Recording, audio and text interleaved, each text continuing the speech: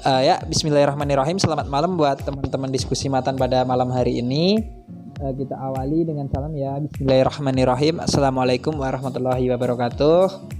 Nah, di sini saya tuh nggak bisa formal-formal ya. Nanti ketika kita membahas sesuatu saya nggak bisa formal-formal. Ini langsung aja. Yang saya hormati buat Ketua Matan Kabupaten Batang, moderator pada malam hari ini, senior-senior yang ada di grup ini juga, dan teman-teman yang ingin mengikuti acara pada malam hari ini yang saya hormati tentunya para aktif. Semoga menjadi orang yang aktivis yang berguna bagi manfaat bagi masyarakat juga. Nah, sebelum kita mulai, baiknya kita mengirim doa kepada Maulana Habib Lutfi. Itu marilah kita membacakan Al-Fatihah.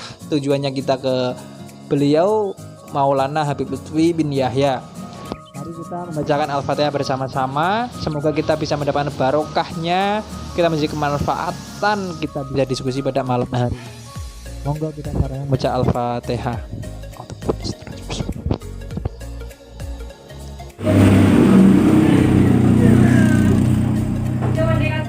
Langsung saja ya, di sini tentang pembahasan, sebenarnya pembahasan tentang mahasiswa aktivis yang kontributif itu sebenarnya itu hanya sekedar cuma pembahasan aja. Kalau yang lebih dalamnya lagi nanti kita akan tahu di prakteknya kayak gitu. Bagaimana kita praktek di lapangan, bagaimana kita bisa memanfaatkan waktu ilmu yang kita pelajari di kampus, di kelas bersama teman-teman waktu di kuliah dulu, itu kita bisa langsung terapkan di lapangan kayak gitu. Apa sih arti dari mahasiswa itu sendiri? Tak kira dari teman-teman sudah paham semua ya, tentang mahasiswa, tentang kita untuk belajar. Di situ kita ditugaskan, diutus atau kita diminta kepada orang tua untuk melakukan perkuliahan, belajar di situ. Tentunya di situ adalah kita harus mendapatkan ilmu. Sesuatu ilmu, kepintaran itu sangat penting bagi kita. Kalau kita hanya aktif tapi kita tidak bisa tidak tahu ilmu teorinya, nanti di lapangan juga kita kan kacau juga. Nah, di sini tentang apa sih mahasiswa? Yang namanya aktivis mahasiswa, kita tidak terlepas dari yang namanya Tridharma perguruan tinggi. Yang pertama adalah pendidikan ya, kurang lebih itu pendidikan. Di situ pendidikan kita ditugaskan kita untuk belajar materi, kita ditugaskan untuk belajar suatu teori dari kampus, kita belajar di sekolah, kita presentasi, kita menerangkan sesuatu ilmu dan sebagainya, kita menggali sesuatu ilmu di situ yang diajarkan dosen, terus kita menggali lebih dalam lagi apa sih arti dari pembelajaran di kampus, ilmu pendidikan, entah itu di situ ada ilmu akhlak, ilmu tasawuf, ilmu misalkan ada hukum, terus ada ekonomi, ada pendidikan guru dan sebagainya. Di situ banyak. Nanti kita bisa, bukan maksudnya kalian semua itu diwajibkan untuk mengetahui itu kayak itu. Nah, itu namanya pendidikan, kita diatur di situ. Yang paling utama tentunya adalah akhlak ya. Di sini itu banyak teman-teman aktivis, teman mahasiswa itu tahu tentang ilmu, tentang manajemen organisasi, tentang kita merawat organisasi dan sebagainya. Tapi biasanya itu kita kurang tahu akan akhlak, bagaimana kita menghormati senior. Misal kita kan di organisasi tentunya kita mempunyai senior, kita harus menghormati beliau juga. Yang namanya kalau nggak ada senior tentunya nggak ada kita semua ya gitu. Nah, berhubung di sini ada diskusi tentang banyak senior ya, di sini di grup ini ada banyak teman-teman senior. Tak kira yang tadi di awal kita tidak sebutkan itu, saya mohon maaf, maksudnya kita bukan saya tidak menghormati, tapi untuk menghemat waktu saja ya. Kita sebagai mahasiswa yang aktif di kampus itu kan nggak terlepas juga dari 3 Tridharma perguruan tinggi.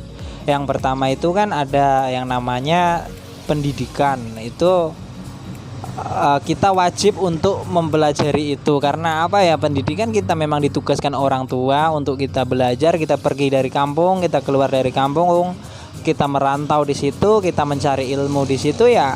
Kita harus sebisa mungkin untuk mempelajarinya. Kita harus memahami apapun ilmu yang telah diajarkan di kampus, di kelas, diskusi-diskusi bersama teman-teman organisasi yang kita ikuti. Misalkan ya kita harus benar-benar tahu ilmu itu kan bisa menjadi pedoman kita saat kita nanti bisa terjun langsung ke lapangan ya itu. Intinya pendidikan di situ ilmu nggak hanya sekedar tentang ilmu pengetahuan saja, tapi juga ada pendidikan tentang keorganisasian. Misalkan karena kita aktivis juga, kita bisa tentang akhlak, kita menghormati orang, kita bisa menghormati sesama, kita tahu bagaimana kita bisa membangkitkan jiwa kita bisa membantu potensi kita untuk lebih maju lagi. Nah, di situ kita harus tahu dulu apa arti dari tentang pendidikan yang kita ikuti di situ, tentang entah itu ada ekonomi, ada pendidikan agama, ada tentang hukum dan sebagainya. Itu kita harus benar-benar tahu. Jadi kita nggak sia-sia kayak gitu, kita keluar dari kampung, kita belajar di situ, kita memang harus fokus ya. Jangan mentang-mentang misalnya kita menjadi aktivis gitu, kita bisa melupakan tentang pendidikan yang benar itu menjadi keinginan orang tua. Kita akan menjadi orang yang berilmu ya gitu. Orang yang berilmu itu tentunya tidak akan pernah rugi kok. Orang yang berilmu itu kita akan paham tentang bagaimana kita nanti di lapangan dan sebagainya. Itu menjadi teorinya, menjadi landasannya ya gitu ya. Tak kira teman-teman udah paham lah, itu nggak usah didiskusikan. Yang penting itu ini yang kedua, yaitu adalah penelitian. Nah, apa sih maksud penelitian bagi mahasiswa yang aktif supaya bisa menjadi kontributif di situ? Nah, misalkan teman-teman mengadakan kayak bakti sosial, kegiatan kemahasiswaan, kegiatan kemasyarakatan, entah itu seminar dan sebagainya. Apa sih yang harus kita lakukan dulu di situ? Apakah kita harus membawa ajaran-ajaran baru, ajaran-ajaran kampus kita bawa ke kampung, ajaran baru kita ajarkan kepada orang-orang yang nyuwun sewu, minta maaf, tidak kuliah dan sebagainya? Apakah kayak gitu? Kan tidak. Di situ penelitian itu maksudnya apa yang ilmu yang kita udah pelajari di situ, kita pelajari, kita terjun di masyarakat, kita mapping di situ. Menjadi misalkan kita di salah satu daerah, misalkan di Limpung ya, kita mengadakan kegiatan bakti sosial. Apa sih budaya orang Limpung? Bagaimana sih perilaku setiap harinya orang Limpung? Apa sih yang ada di situ? Tetapi belum muncul. Oke, misalkan udah muncul, tapi belum ada kreasi misalkan. Nah, disitulah fungsi dari pendidikan yang apa kita ajari di situ. Misalkan adanya ekonomi kreatif. Nah, di situ berarti kita yang sudah belajar tentang ekonomi. Nah, kita bisa kolaborasikan itu. Kita bisa meningkatkan istilahnya itu local wisdom ya. Nah, kita menggali potensi-potensi sosial yang ada di masyarakat, potensi tentang misalkan ekonomi, pendidikan, budaya, seni dan sebagainya. Ada 3 cara yang mungkin kita bisa lakukan ketika kita melakukan ekspedisi di suatu daerah atau kampung, atau suatu misalkan perkampungan yang ada potensi tapi belum meningkat. Misalnya pertama kita datangi, terus yang kedua kita lihat, terus yang ketiga kita lakukan itu. Apa yang kita lihat di situ kita mapping, kita lakukan sebisa kita.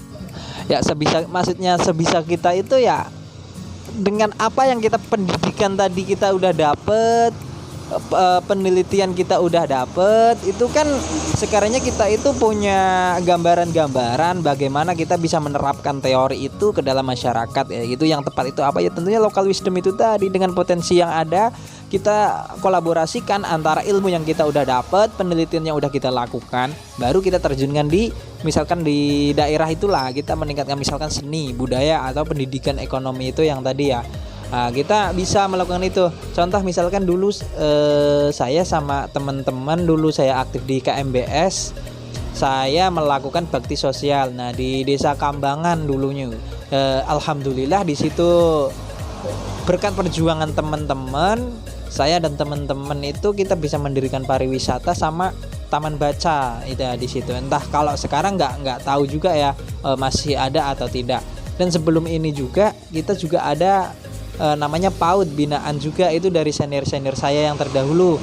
Tapi alhamdulillah saat saya masih menjadi pengurus, saya masih menjaga itu.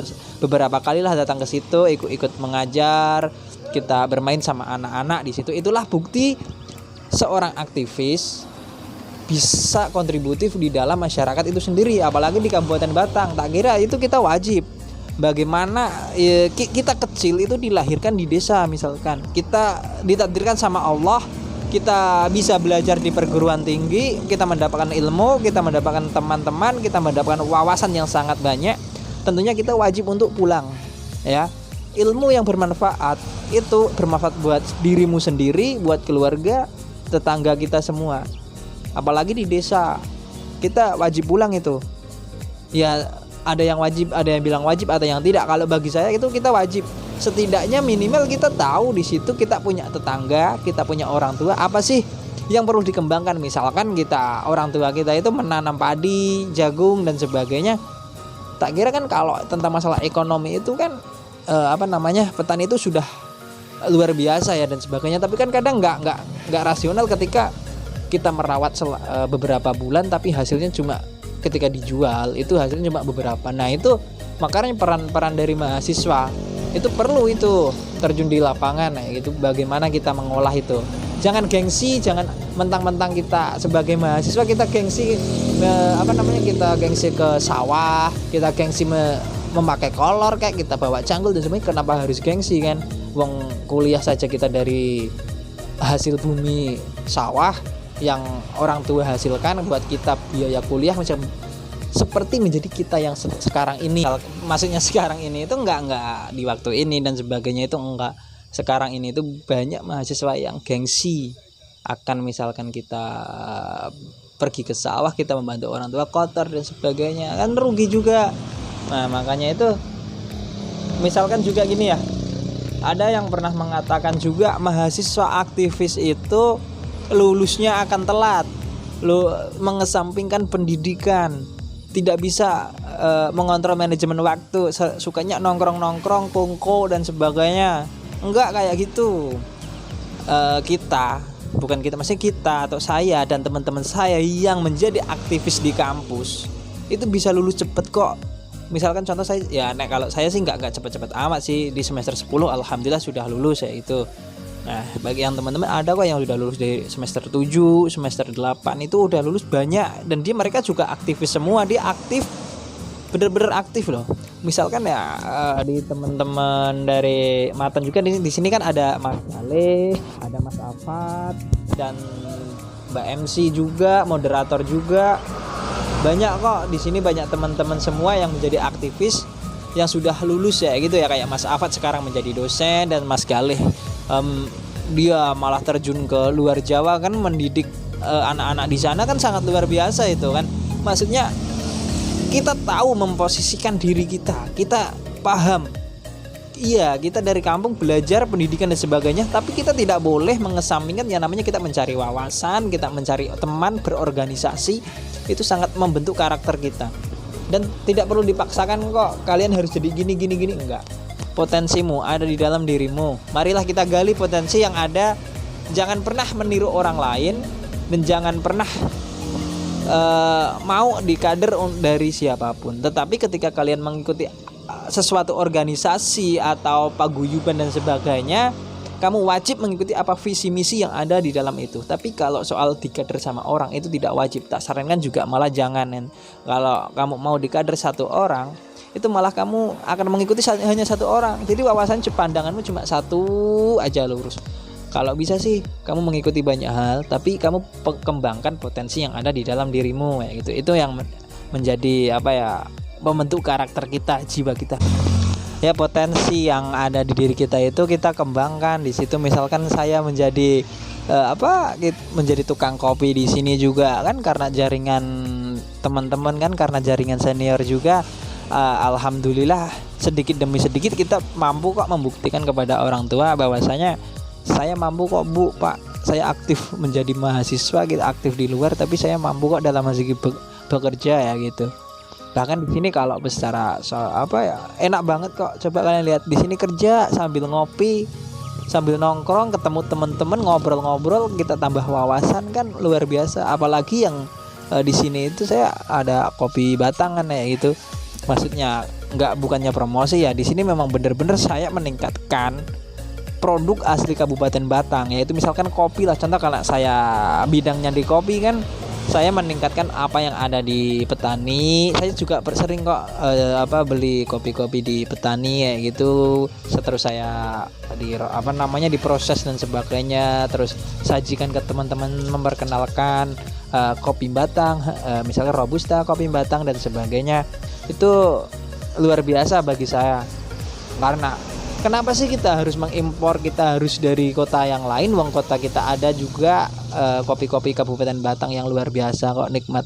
Kalau nggak percaya mari kita ngopi juga ya. Ya itulah maksudnya itu hanya contoh aja. Menjadi aktivis katanya nggak bisa, pekerjaannya susah dan sebagainya. Enggak lah, buktinya saya di sini enak kok, penghasilan alhamdulillah cukup, kuota rokok juga terpenuhi, 1 minggu sekali masih bisa jalan-jalan juga, teman banyak alhamdulillah ya, bisa berteman juga sama kalian semua di sini, sama teman-teman Matan alhamdulillah sekali. Nah itu tak kira sedikit tentang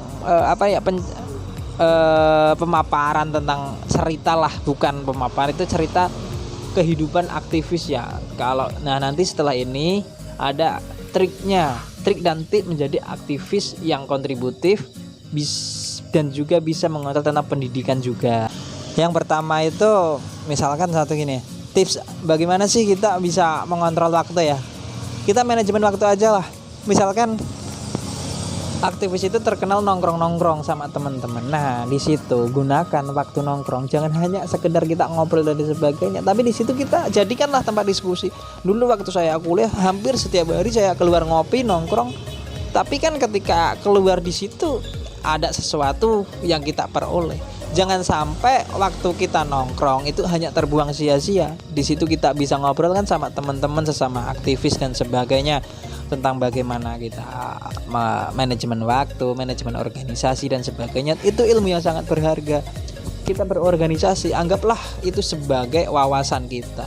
Ibaratnya itu kita sekolah dua, yang satu kuliah di pendidikan, yang satu kita sekolah organisasi dengan gratis di situ. Anggap saja kayak gitu, kita aktif di organisasi, kita juga mampu memanajemen waktu, manajemen tentang semuanya lah di situ. Dan sangat berguna, sangat manfaat.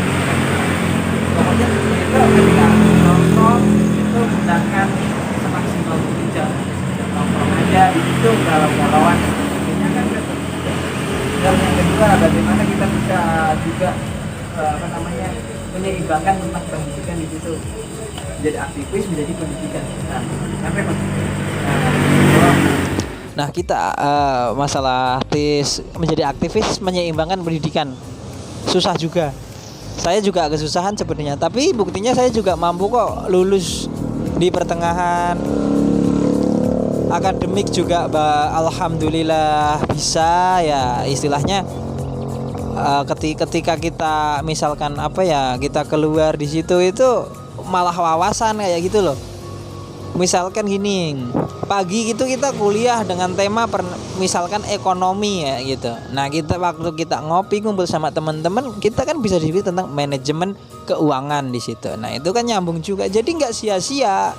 Jadi kita paham dan lebih bahkan kan gitu tentang langsung ya. Maksudnya kita belajar tentang ekonomi dan langsung itu figurannya masyarakat di suatu organisasi. Nah itu bagaimana kita memanfaatkan itu sebenarnya gitu. Bagaimana kita cerdik itu loh, kita bisa mampulah di situ. Pagi kita belajar tentang ekonomi, malamnya kita nongkrong sambil ngopi diskusi tentang manajemen keuangan di suatu organisasi. Tak kira kan juga di situ bekerja juga nanti aja di situ juga bekerja juga tentang manajemen organisasi. Itu ya sedikit aja ya tentang trik-triknya ya. Maksudnya kalau aktif di masyarakat itu kan tadi udah wajib ya. Nanti bisa dilanjut lagi tentang misalkan pertanyaan-pertanyaan atau apalah, atau mungkin pendapat kalian silahkan. Saya juga nggak sempurna juga, ini tadi yang bicarakan sekedar pengalaman saya di suatu organisasi.